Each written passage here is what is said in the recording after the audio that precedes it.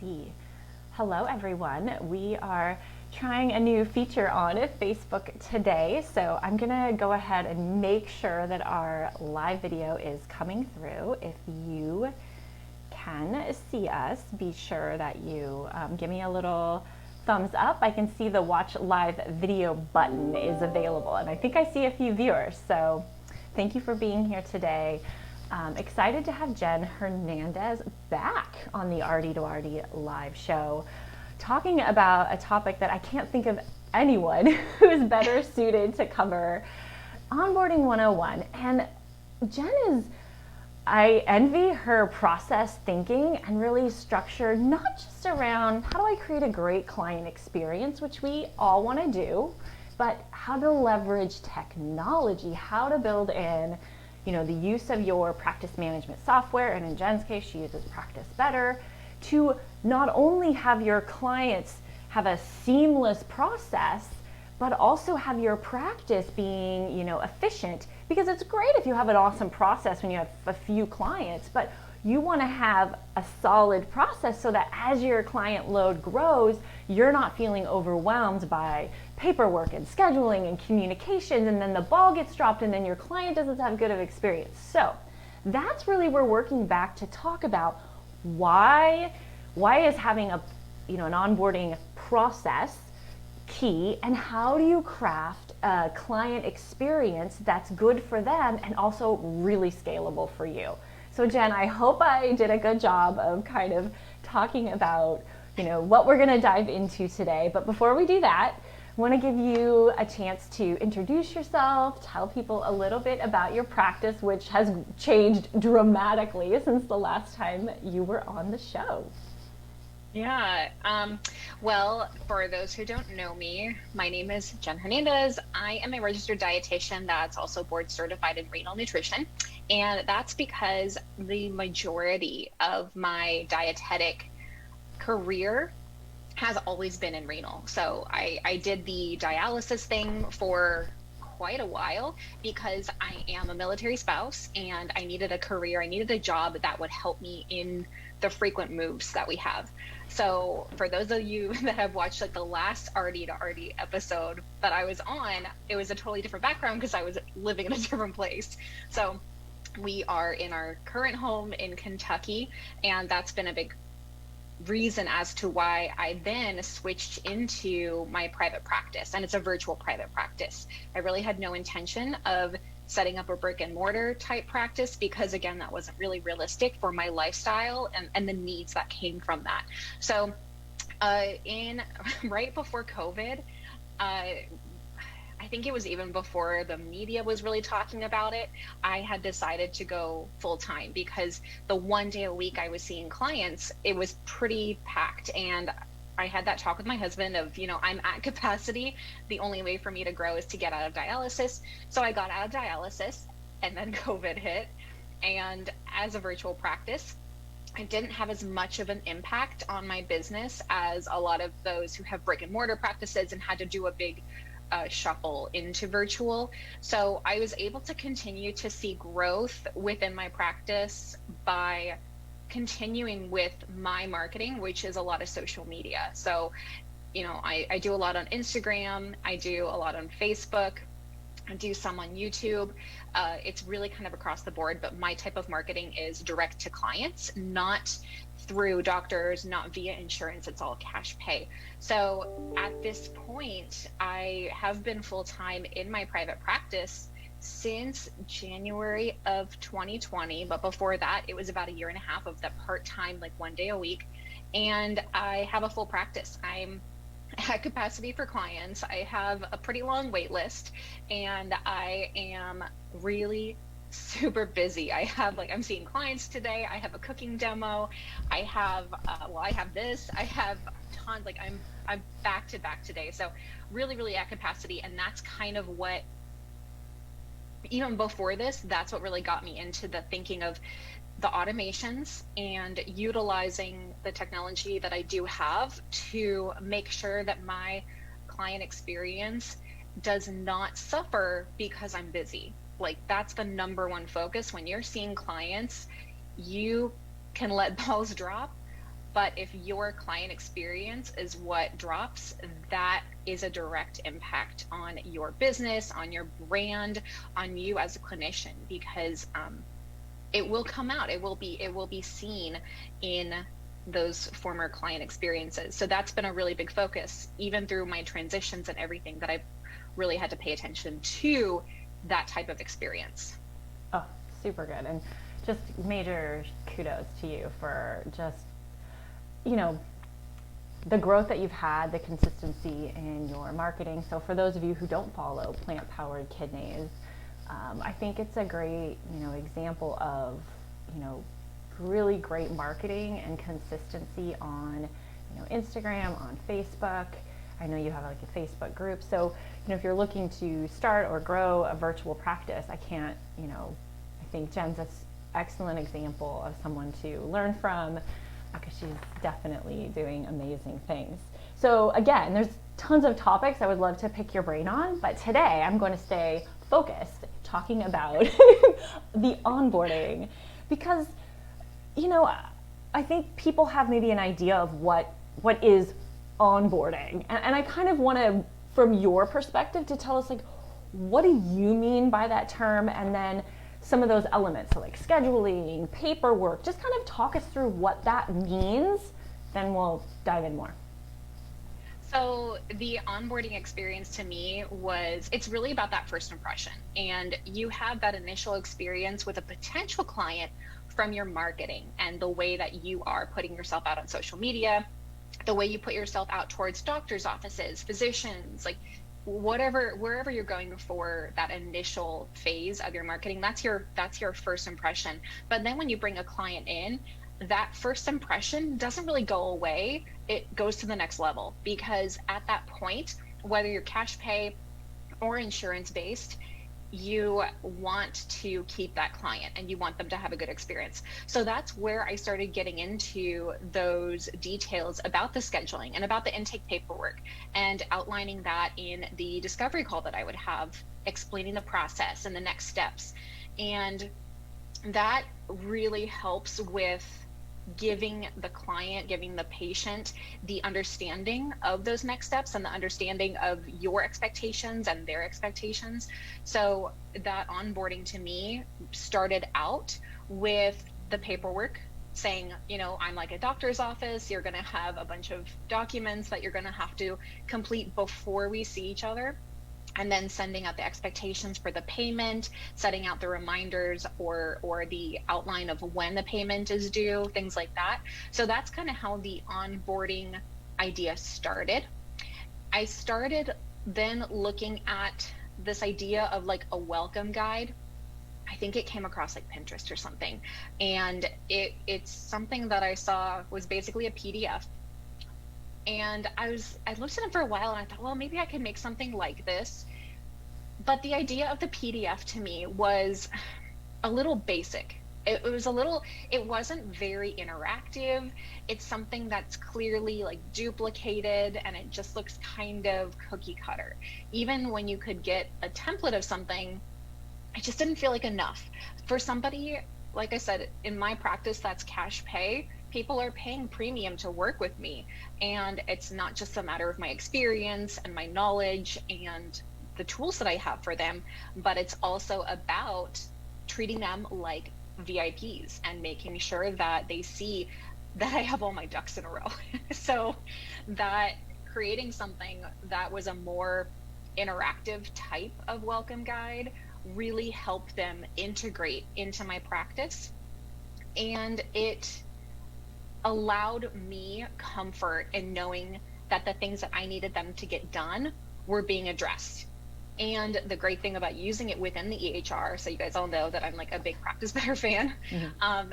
The great thing about something like a system in that way is that you have that record. So Practice Better has all of the documentation. If you were to export their file, you have a record that shows when they had a form sent to them, when they completed a form, when they had a task reminder sent to them to upload their insurance card. Like all of those things are on record, which as the type A dietitians, as the CYA dietitians we are, it's really nice to know that you have that to help cover you. So you can refer back to it and just say, oh yeah, so you remember we talked about this and these were going to be the next steps. So having all of that set up and outlined gives a lot of peace of mind bringing in a new client. Got it.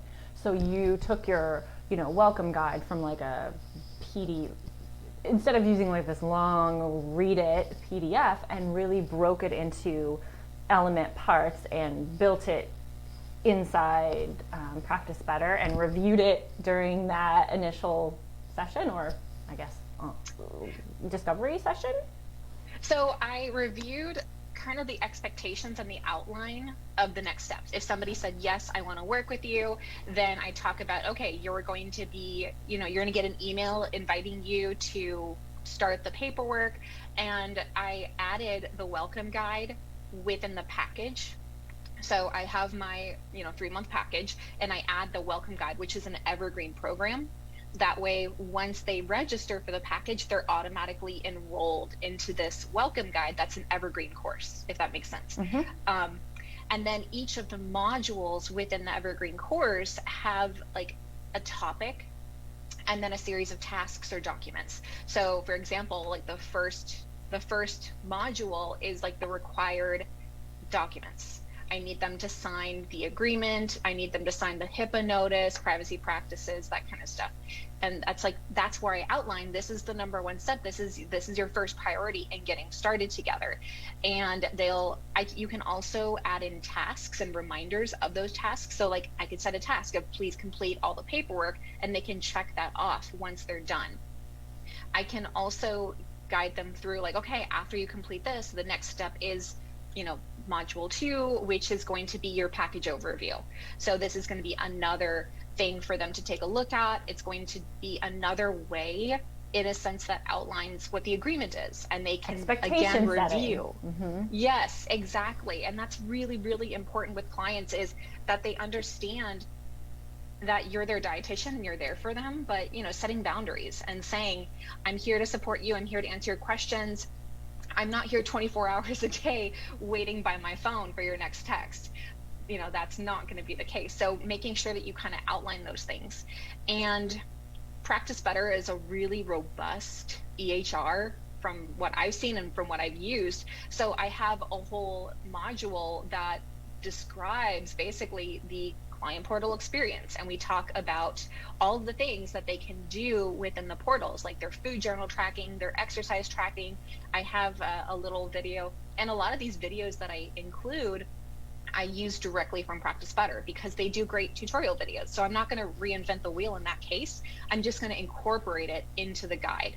And so I'll include those videos, I'll include text to walk them through all of these different ideas and steps and things to be aware of. And the great thing is while they're learning all of the stuff related to the welcome experience, getting ready to work with me, they're getting really jazzed about it. And it's really validating their investment in working with me. Right. Because they're seeing that VIP experience. Right. And I'm thinking, the reality is people can be really apprehensive about what's it going to be like. And not only is it the VIP experience, but it's also helping to dampen down some of the anxiety that they might have about what's this going to be like, and get excited about that they're working with you. So there's a lot of elements. But I think it's important here. So you were calling it a welcome guide when it is treated, like a course, like you're saying, an evergreen course. And when we say evergreen, meaning it doesn't have a specific launch date. So like every day, every time you sign on a new client, you're using that same, we call it a course, which has videos, it has tasks, it has forms, but it's all bundled in these little modules so that people are completing them. It also makes it very bite-sized. We've all had the joy of, whether it's registering our child for school or a new, there's a lot, like the overwhelm. And I think that chunking it up into, bite-sized, tasks and things probably is a lot better experience as we talk about the ultimate client experience. Yeah, exactly. And one of the things that some clients can experience right after registering with you as a dietitian is this buyer's remorse, this idea of, what did I just get myself into? how much should I just put on my credit card? Or even for insurance pay, people are kind of thinking like, who is this person, and what, like, how come, why do I have to wait 2 weeks to see them, or whatever the case is. You want to help bypass that fear, and by creating something that kind of bridges that time, that gives them that comfort and the reminder, and that in many times that trust, because you can integrate certain videos of yourself, even just kind of reading through some parts of your program, or reading through parts of what to expect in your initial session. You can integrate those in, and it will, again, just provide more value and trust, and feeling of comfort in knowing that they've chosen the right dietitian. Yeah. Okay. So Jen, I know, like, you're tech savvy, you're a process thinker. Like, what about the rest of us who maybe don't, where you say, yeah, that sounds amazing, but I seriously have no idea how to automate that. Tell me, how did you make this happen? And you're using Practice Better, but like, figuring out these elements, is it just accessible to Jen because she's amazing at this?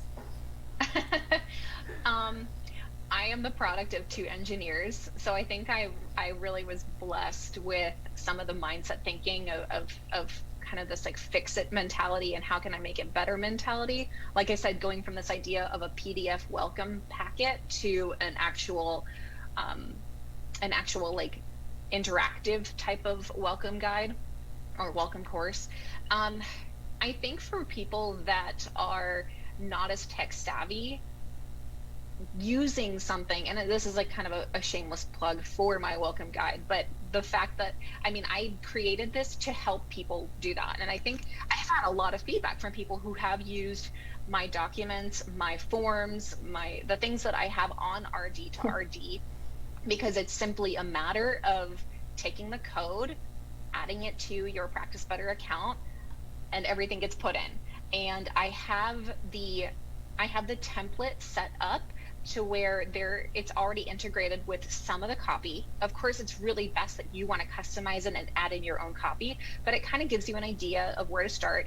I include the timing, so kind of spacing out the different modules. I'm trying to add in, I even have in the first module, I have like an instruction for this template. So it kind of tells you like, this is what you want to take care of when you are bringing this welcome guide template on board into your practice. So it can be really overwhelming if you're not familiar with the technology of it.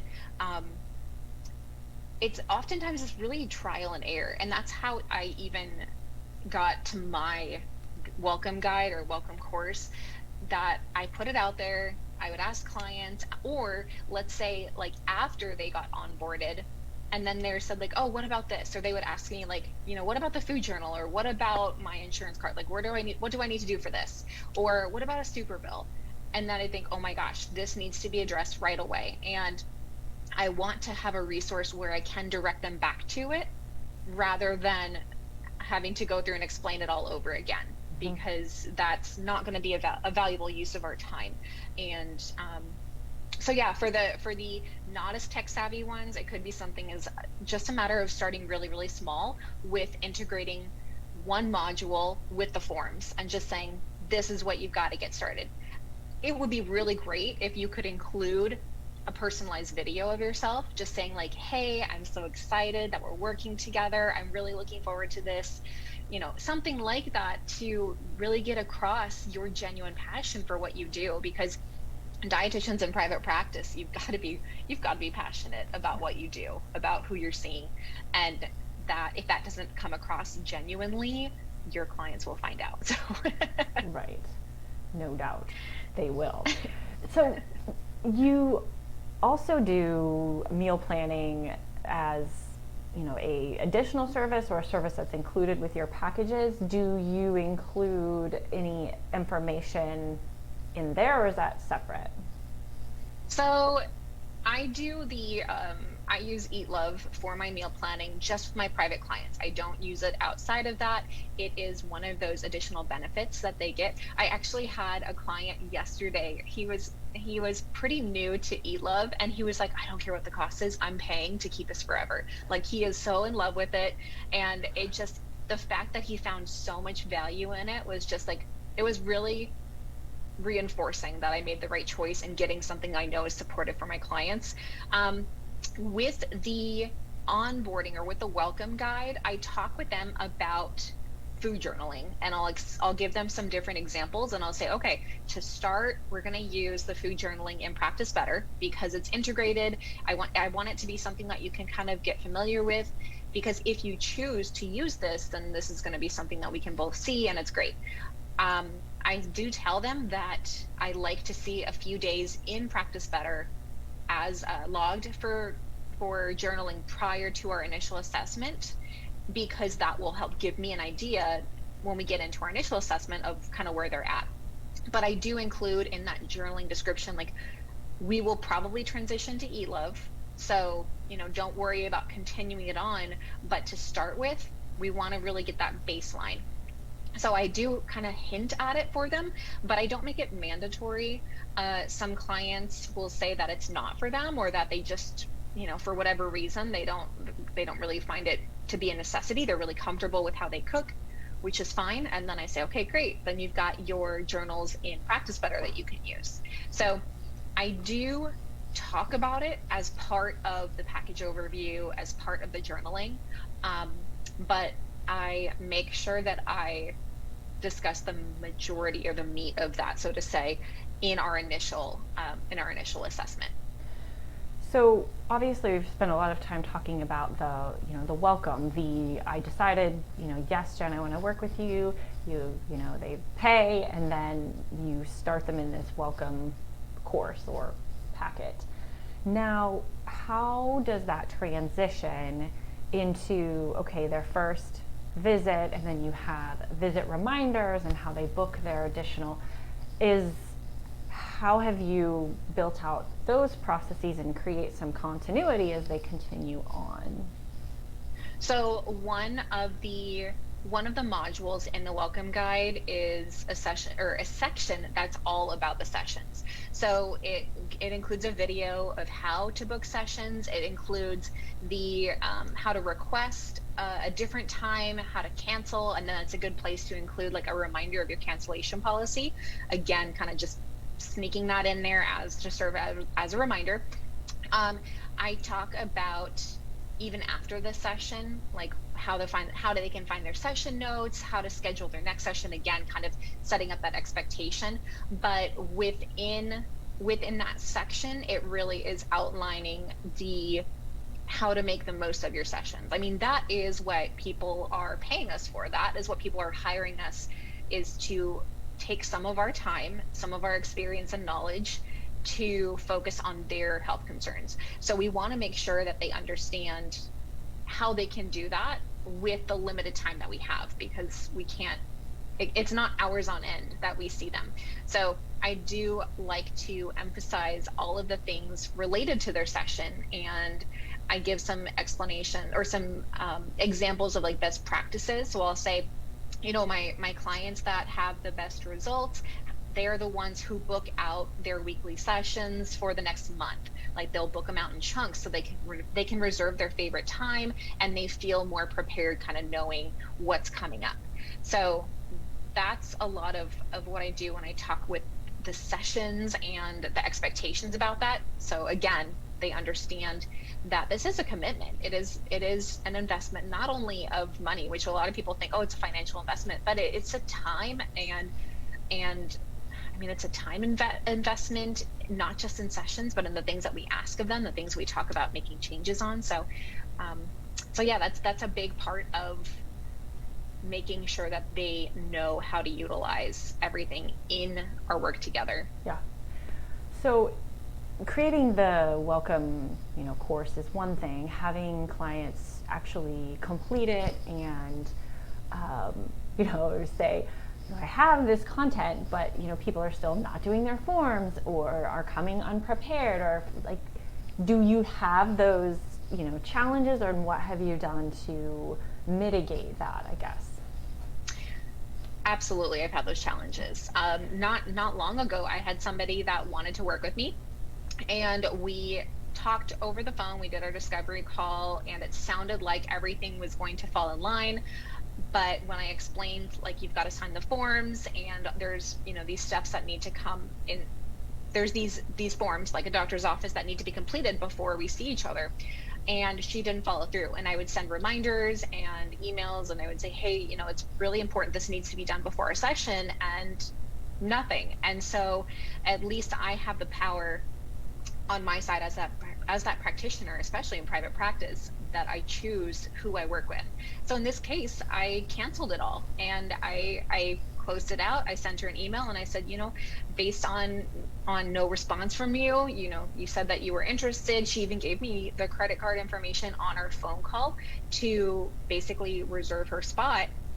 But I still said, this is not, like, I'm not charging your card until the documents are signed. I'm not going to be doing that, because that's just something that I really believe in. And yeah, so we canceled that.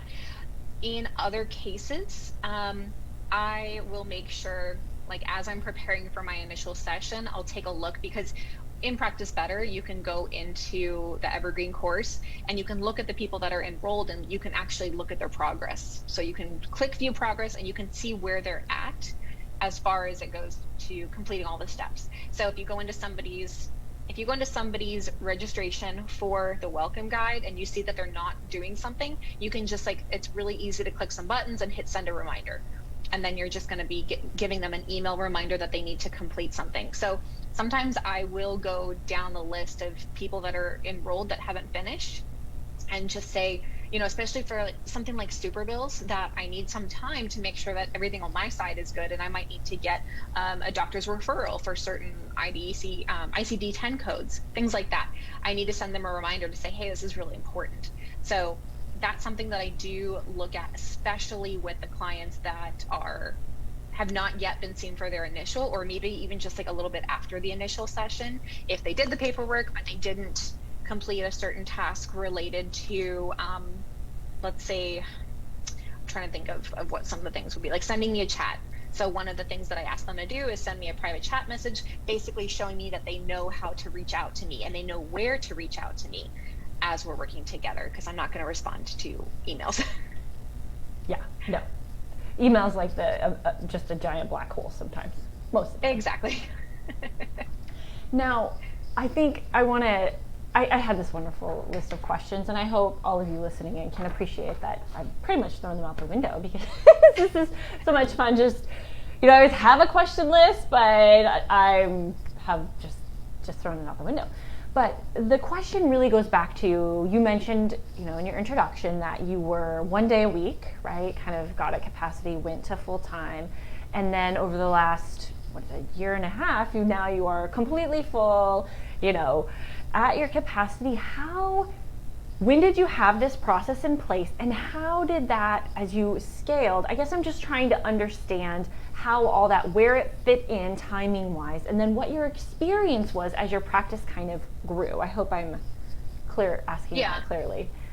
Yeah, I think it's kind of the idea of like priorities, and I don't think I have a great answer for this, because it's one of those things where you don't realize you need it until you're past that point of needing it.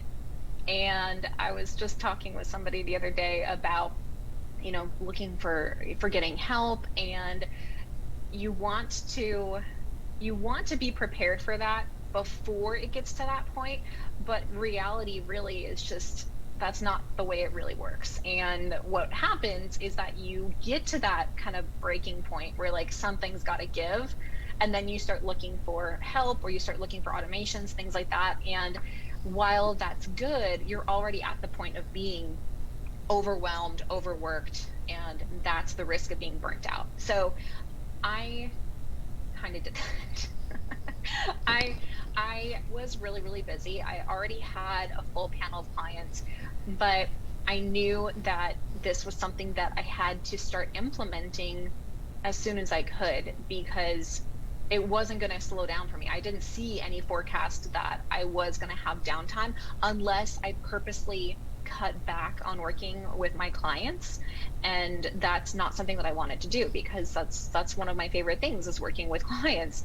So I would, I guess in the recommendation, and I would say, like, don't do what I did, and don't wait until you're like, oh, it's, it'll be a little bit longer. Like, that's not going to help, because you get to that point, and again, you're going to be overwhelmed, you're going to be stressed, overworked, and that's going to come out in what you're making, what you're creating. So I tell a lot of dietitians that will chat with me for like consulting, and say, get as many automations figured out early on as you can. Like, start taking care of that, because that's only going to help you down the road in being able to take on more people, being able to work with more clients, being able to provide better service if you start it early. So with Practice Better, there's the free program, or the free plan, which gives you limited abilities. But as soon as you go past that I think it's 3 clients to get to the paid plan, don't look at like deleting those clients. That's the sign that you should advance to the next plan. Because if you're deleting clients and then you're looking for another HIPAA compliant storage or something like that, like, that's not really solving what's happening.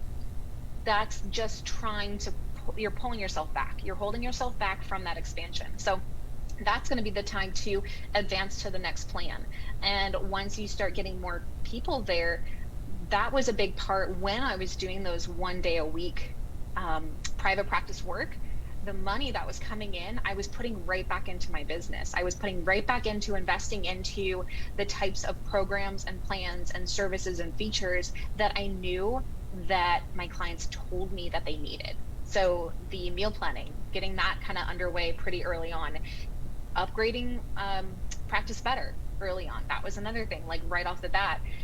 If I was to hold back and try to keep doing things free, it wasn't going. Free comes at a cost. You know what I mean? Like, you're paying for it. Even if you think it's free, you're paying for it with your time. You're paying for it with sacrificing other benefits or other features that you can incorporate. And yeah, that's kind of a big thing. I know I was a little bit tangential, I think, but no, I think, the whole idea of growth, right, and scaling, and I think there's a few little nuggets that, weaving them together, of burnout, right, of if you don't have strong processes, that really contributes to that feeling of overwhelm, and really focusing mental energy and time on things that, if you have an evergreen welcome course that's going over what's covered in the sessions, how to chat with me, instead of like, oh, why am I explaining for the 20th time? Like, or getting frustrated that you got another email. How could you, right, set the expectations, and you're actually helping yourself. So I know some of it you can only learn through the process, but I think it's wise that you're saying to do it sooner, whether or not, everyone can. But for people to see that, you started, you grew, you leveraged technology, and you share your tools. You have wildly successful products in your RD2RD store, which I actually did link to in the comments, that rather than starting from scratch, you can start from Jen's brilliance and basically just customize what she already has working. And so I'd let the product reviews just scream for themselves. They're amazing tools. So I've had such nice emails from people that have used my products and the great reviews and everything. It's just, time is it's not a secret. Time is our most valuable resource. And when dietitians tell me like how much time I have saved them, I'm thinking like, I know, like this takes a lot of time. If you're wanting to make this on your own, go for it. But just know that it takes a lot of time to get all of this kind of nailed down, and it will pay off in the end. Yeah. But really, it depends on kind of where you're at. If you have the time now to create your own, then absolutely, that is something that you can be doing. If you are at that point where you have clients and you're thinking like, I don't really have a day or 2 days to get all this down and to be thinking about what forms do I need to include and where should I put them and how should the modules be split up and all of that kind of stuff, then using something like the template that's more done for you it can be really helpful. Yeah. So we've been talking a lot about, individual clients, and I know you created a group program that then transitioned to a course. Can you talk a little bit about if you did, because group programs are super, hot right now, and I don't think courses are probably going away anytime soon either, but how you thought about onboarding for a group program? Do you see it as a different animal or the same? How did you structure that? Then maybe we could talk about how it morphed into the course. That's a lot in one question, by the way. That's okay. We can do this. I started it as a group program in the hopes of being able to help more people and also be able to reduce the cost, because I'm able to charge less when I'm working with a group of people. And when I say a group, I mean what's now my course started out, I had 3 people enroll, one of which was a private client that I gave a really deep discount for because she was a private client. And then two of them were private clients. And one of them was somebody who wanted to work together, but couldn't afford it, couldn't kind of work within her schedule, which was totally fine. So I had 3 people in this little group program. It started out where we would do Zoom calls, and it was just like this. We would all share our screens and we would have conversations, and they would kind of help guide a lot of the conversation. And I was more of a facilitator of the discussion. I was more of, kind of addressing the topics that they wanted to address in those. The onboarding part in that time, very, very minimal. Like, I don't even remember. I don't even know if I had much of anything at that point, because like I said, 2 of them were my private clients. They were already using Practice Better, and I had my course or my group program in Practice Better. And then the other one who came on was fine, and I talked with her about it. So there wasn't really a whole lot there. Then the next time I did it, I got about 10 people in. And that's when I said, okay, I've got to have some like assessment forms, some like weekly kind of check-in forms. And I started implementing that. And I would have like an intake form, very different from a private client intake form, but still would cover some of the basics. And then I started implementing the testimonials, and I would have at the end, I would start adding that in. So thinking about them coming into it and then thinking about them leaving and trying to capture all of that information in between. Then the next time I launched it, I had 30 people. Oh. And yeah. And so, yeah, it was growing. That is when it started. I started thinking like, okay, this is a lot. This is a lot for a group program. No longer were we doing the face-to-face Zoom. It was just way too much.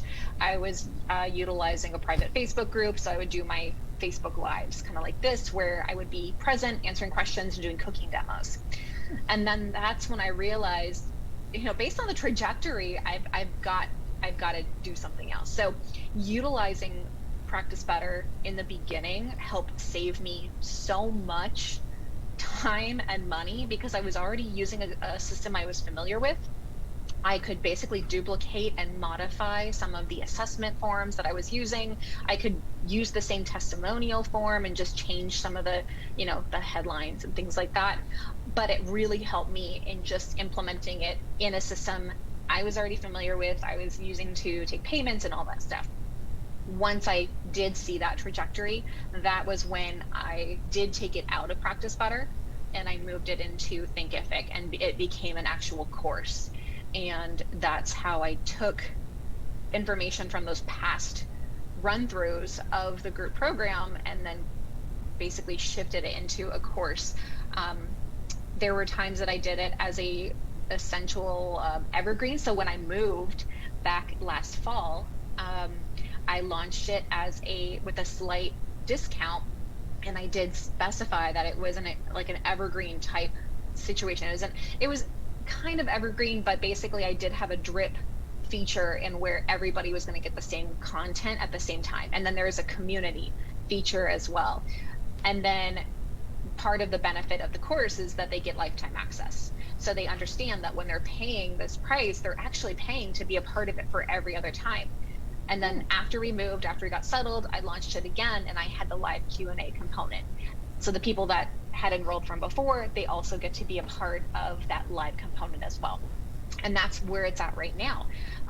Since I've moved it, we've had over 200 students go through it. Wow. And yeah, it's been really fantastic. It's such an enjoyable part of my work with people, and it's something that I have no intention of stopping at any point in the future, because it's been really, really helpful, and I've had great student reviews of what they learn in the course. Nice. So we are running short on time. So I want to be sure that, if there's anything else we haven't touched on that related to kind of onboarding, client experience, or, that element you can, and then to talk about how people can, get in touch with you, the resources that you do have. I know you have a group program template for Practice Better, so kind of like all those elements when you were talking about your group program, when you were doing it within Practice Better, that you have some of those tools kind of already ready to go for people. So what have we missed here? You're like, I have to share this before we go. I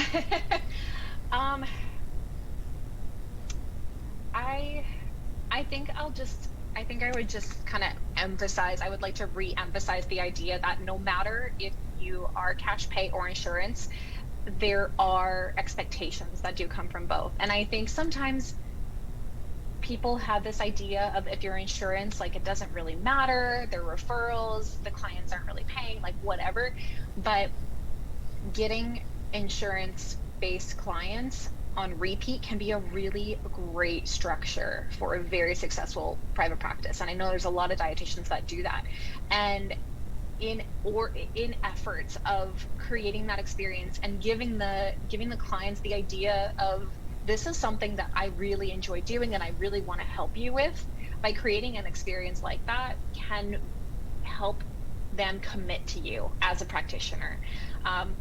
So if they're not paying anything up front like they would cash pay, you're still providing that same value and that same expectation and the same guidance as you would for somebody cash paid. But it really does come down to, and it's not sales. I know there's a lot of conversations in the dietitian Facebook groups, which I'm like in all the time. It's not sales. It's, you are here providing a service. And when you're working with clients and you see those clients' results, what you're doing is you're telling people, I know how to help people get those results, and I would love to help you get those results. That's the end of it. And if they decide that that's what they want to be a part of, then great. Then you set them up with that VIP experience. You set them up with that, like, welcome to the fan club kind of mentality, as opposed to, let's get you booked, I'll see you in 2 weeks. And then it's radio silence. And then, you wonder like why they didn't show, or why they canceled last minute or something like that, because they probably forgot. So really following through with that first impression past the initial session, really making sure that it is super solid and that you feel really confident in how you're treating your clients and that they see themselves as VIPs with you, it's going to make a big difference. Oh, Jen, there was like so many gems in this episode. I so appreciate that you came on today. And for those of you who don't already follow Jen, she's Plant Powered Kidneys on Instagram and Facebook. I think you're Jen Hernandez RD. I just changed it to Plant Powered Kidneys. Oh, I can't keep up. Yeah, I'm trying to streamline.